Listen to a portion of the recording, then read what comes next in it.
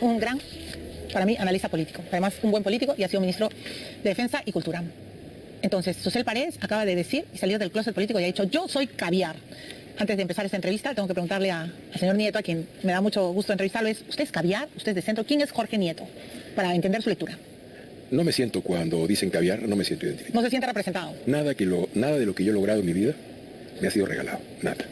Ni por mis redes de relaciones sociales, que eran precarias, ni por favores o conquistas antecedentes. ¿Lo has ganado a pulso? Trabajando, okay, haciendo uso del poco o mucho talento que uno tenga, dedicándoselas. ¿Pero eres de centro, de izquierda?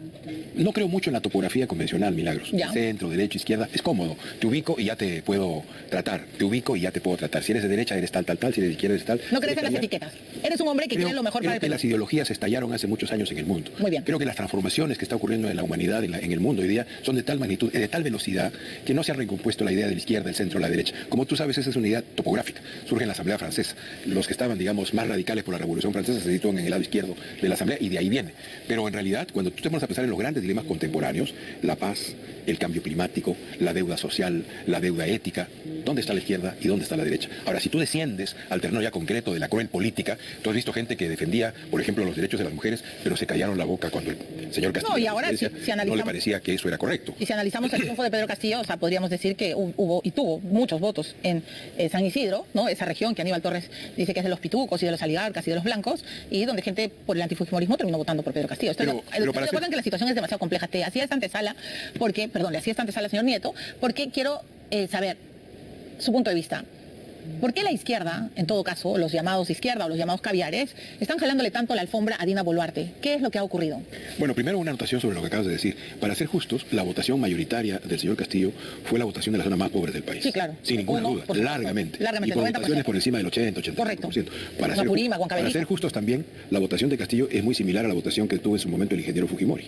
La votación de los sectores más pobres del país. De los invisibles. Estaban protestando, porque generalmente protestan porque finalmente la situación no les es favorable, ¿no? ¿Y por qué ahora ellos no entienden que quien dio el golpe fue Pedro Castillo? ¿Por qué ahora le dicen dictadora, usurpadora, traidora a Dina Boluarte? Bueno, pueden decir lo que les parezca, pero lo que es un hecho es que el señor Castillo intentó un golpe de Estado.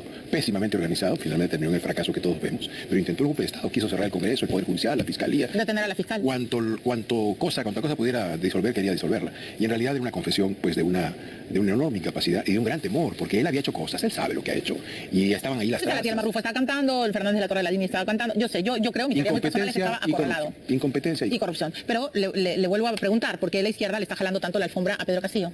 A Pedro Castillo no se la... Perdón, a Dina Boluarte, perdón, nunca. Al contrario, bueno, mire, no sé qué es lo que tú dices por... que le están jalando la alfombra, pero están claramente en contra de lo que está haciendo, y eso es legítimo. Uno puede estar en contra de lo que está haciendo la presidenta si lo está haciendo mal. Uno puede estar en contra del discurso que está elaborando el primer ministro si lo está haciendo mal. Estamos ante un fenómeno muy complejo. Milagros, muy complejo. Esto que parece como una sola movilización, una sola gran movilización que obedece a un plan, a un conjuro, a un grupo, no es así. No, hay varios grupos, ¿no? Por un lado, tenemos una multitud enojada que se identifica con Pedro Castillo, que sintió en su momento que le habían arrebatado su voto y su presidente, porque gran parte de su adhesión a Castillo era una adhesión identitaria. Esa multitud tampoco tonta es, porque en el proceso de la movilización ha dejado caer a Castillo. La demanda de Castillo Libertad, Castillo Reposición, prácticamente se ha caído de la plataforma de las demandas. Pero aquí tienes un primer sector. Luego tienes una segunda fila en donde hay intereses muy concretos.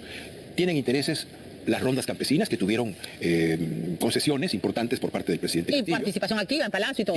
Tienes el grupo de los alpaqueros, gente trabajadora de altura, que logró acuerdos con Castillo, que se les prometió un instituto de los camélidos andinos para poder trabajar la fibra de alpaca. Tienes a algunos sectores de los cocaleros que también recibieron trato especial, y así como esos hay 4 o 5 grupos más que tienen intereses muy específicos. Luego tienes también sectores de las economías ilegales que también están participando y que también tuvieron determinado tipo de tratos y tratamientos. Y finalmente tienes lo que son los movimientos extremistas de la izquierda, incluyendo remanentes y activos de Sendero Luminoso, sin ninguna duda. Y todo esto configura una mezcla de distinto tipo que además varía de región a región. Si tú analizas el movimiento, y quizás sería bueno que los sociólogos del conflicto salieran más a hablar, si analizas el movimiento, vas a ver que no es lo mismo lo que ocurre en Andahuaylas, en donde la multitud utiliza preparación artesanal muy fuerte y el resultado son 80 policías heridos. No es lo mismo lo que ocurre en Ayacucho, o en Puno, o en Cusco, o en Arequipa. Entonces, este magma tiene que ser descompuesto para ser tratado. Cuando la gente dice, y a mí me apena, pues, cuando la gente dice, rucos, hace 2 cosas. Indiferencia a una multitud muy diversa, por un lado, pero por otro lado, le regala al extremismo político, incluso senderista, le regala esa multitud. ¿Por qué? ¿Por qué no hay que ir a explicar? Hay demandas determinadas. El partido que yo estoy formando, el Partido del Buen Gobierno, dentro de su programa, tiene lo que llamamos políticas territoriales. Una de esas políticas territoriales, lo digo como lo pienso, lo explico luego, es una suerte de plan Marshall para la sierra, en particular para la sierra surandina. Un gran esfuerzo de inversión pública y privada que trate ciertos temas como energía, como agua, como empresas. Por favor, derechos a los que...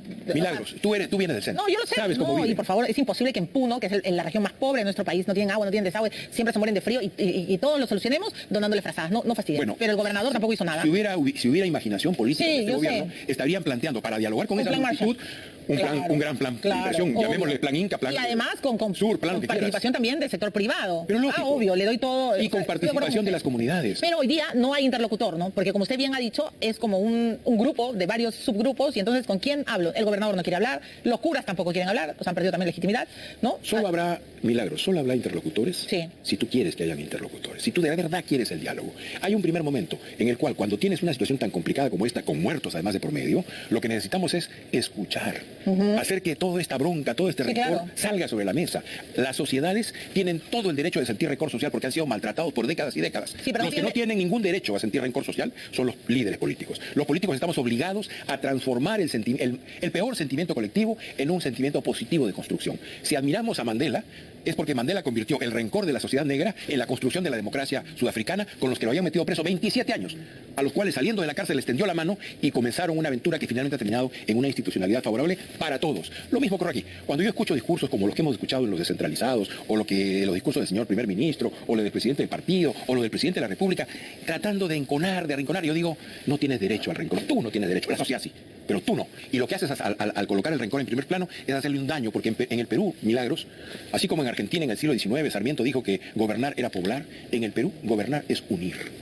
Y tú fuiste testigo de lo que hicimos cuando atendimos al niño Costero. Por supuesto. No solamente fue la ¿Cómo acción. le agradezco que diga eso? Gobernar es unir. Los políticos tienen que unir en lugar de dividir. Y tenemos que transformar los sentimientos que están ahí y que son legítimos, porque tú lo sabes. Pero yo sé. Guardan injusticia. Además lo logró con el niño Costero. Yo paraba impresionada de esa enorme capacidad que usted tuvo para unir a todos, incluso los que se creían enemigos, perro, pericote y gato.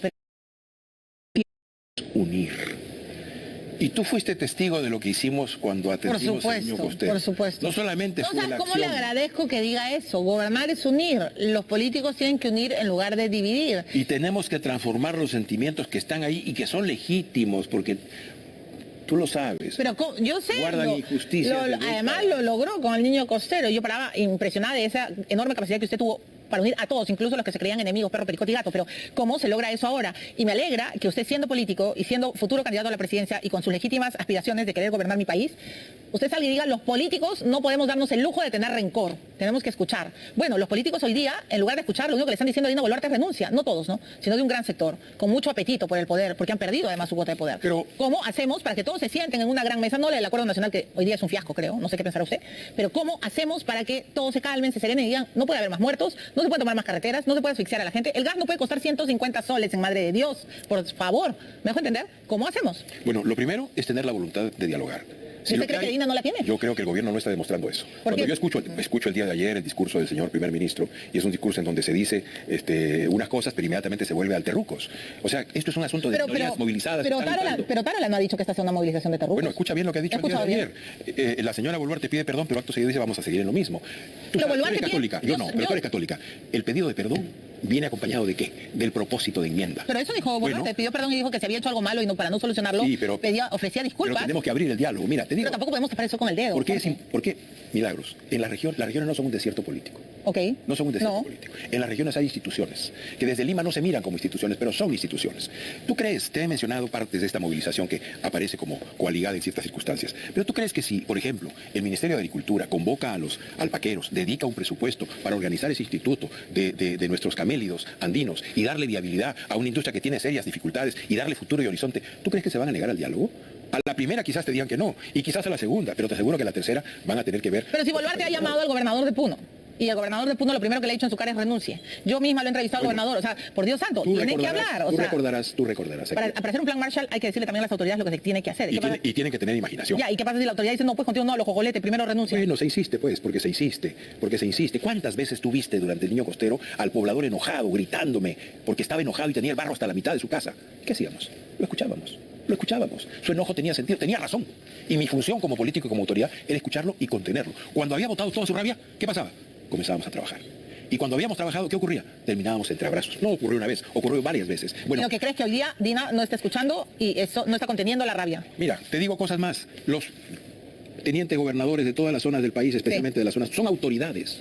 Son autoridades, con toda la ceremonia de la autoridad. Sí. Los colegios profesionales, las mesas regionales de lucha contra la pobreza, distinto tipo de organismos en los cuales uno puede ir a abrir poco a poco el camino del diálogo.